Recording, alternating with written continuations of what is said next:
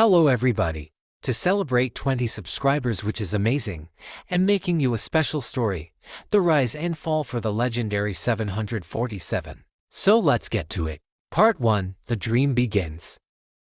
In the 1960s, air travel was exploding in popularity. Many people wanted to explore over the world, but back then jets were smaller. So airlines wanted to have something bigger and more bold. That wish was made by Boeing, a massive plane known as the 747-100. It took them 29 months to make the legendary jumbo jet, which should have taken years. As people boarded the 747, they were shocked. A plane twice the size with a double-decker for engine layout. In the 1970s, Pan Am took the first ever 747 flight that made history. Suddenly, long haul didn't feel so cramped or exclusive anymore. The 747 was affordable. For decades, the 747 was built for many special operations, even used to carry the President of the USA and a space shuttle carrier and for cargo. But however, by the 2000s, airlines started to change. They wanted more fuel-efficient airliners that cost less to operate. The 747 just wasn't built for it. Twin-engine jets like the Boeing 777 and Airbus A350 cost less to operate and fly just as far as the 747. Airlines started to retire the 747 one by one. Some became freighter and lived on, but others were scrapped and became museum pieces. In 2023, Boeing built the last 747, the 747-8F for Atlas Air, ending 50 years of iconic jumbo jet history. But the 747 wasn't just a plane, it was flying history in the making, earning the deserved title of Queen of the Skies. Thanks for watching this story and for reaching 20 subscribers. It means a lot. But see you next time. Hey everyone! To celebrate 130 subscribers, I will make a story of the flight that did the impossible. Transair Flight 671. Let's go. On the 31st of March 1992, Transair 671 was a cargo flight from Luxembourg to Nigeria. The plane departed from Luxembourg at 7:14 UTC, carrying 38 tons of cargo. At 8:11, the crew heard a double bang from the right engine at 32,000 feet. The aircraft began to bank right suddenly. Shortly after the crew regained control of the aircraft, the right wing began to catch on fire. The Boeing 707 had to divert to Istres-les-Tubes Air Base in Istres, France. During the approach, the pilots had to make an insanely hard left turn to line up. As the plane landed, one of the wheels had blown up, causing the plane to drift. Thankfully, nobody was injured. Here are two photographs of the plane. The first top one is the captain's photo of the right wing after losing both of its engines. And the bottom one is the plane 3 days before the incident. But it's kind of insane how these pilots could land a whole airplane even though its aerodynamics were changed drastically. But we have reached the end of the video. Hope you guys enjoyed this video. Let me know if you guys want more of this. Hey everyone! Welcome to my new series called Identifying Planes, where I choose a plane and I go into detail about it. Let's go. The Boeing 767 is a wide-body airliner. It was built as the 7X7 program on July 14, 1982. It was built by Boeing Commercial Airplanes and took flight on September 8 in the same year. The 767-200 engines were GECF6 engines, or powered by Rolls-Royce or B211 engines or JT90 turbofans. The fuselage was then stretched to become the 767-200 in 1984. It then stretched even longer to become the 767-300 in 1988. Then stretched even longer to become the 767-400 in 2000. The 767-200 could carry up to 216 people over 3.9 nautical miles. But the 767-200 carried less passengers at 181 but could go 6.5 nautical miles.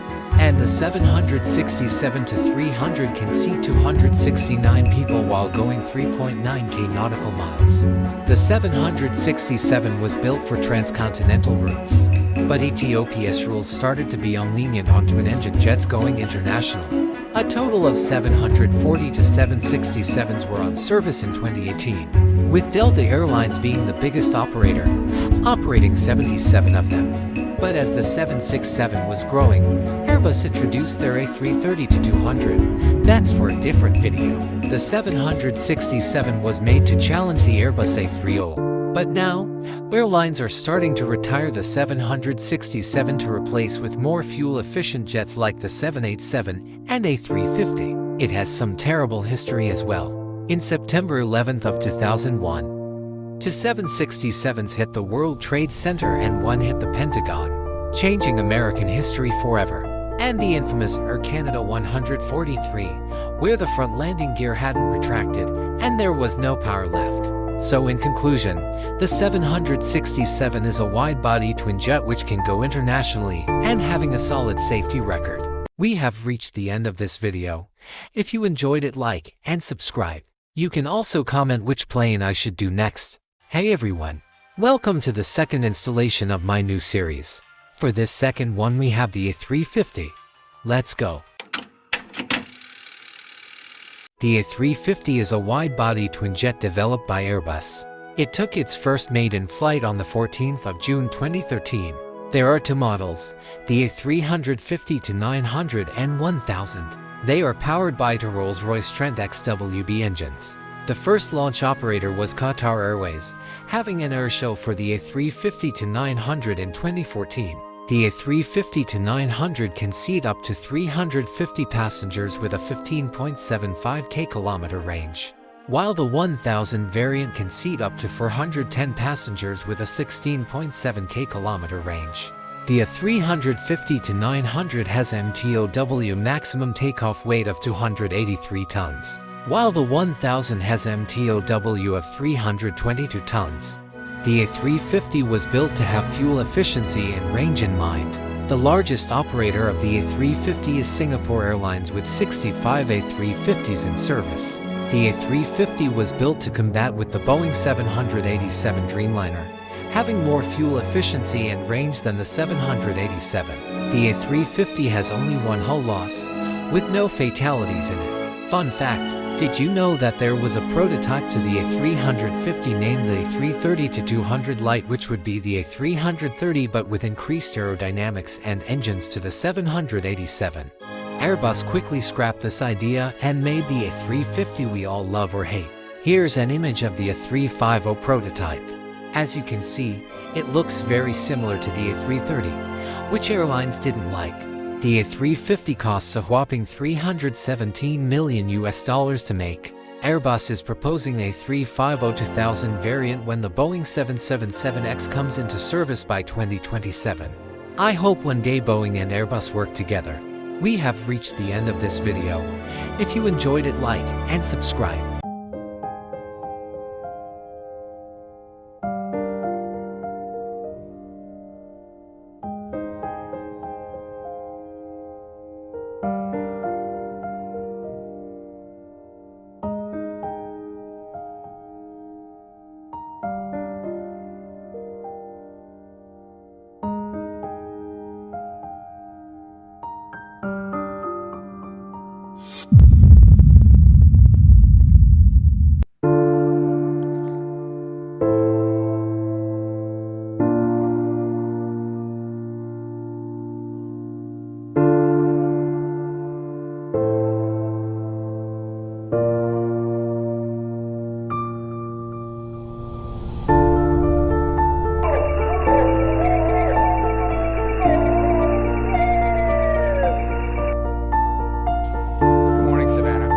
Understand it, the FAA received new information, satellite information yesterday.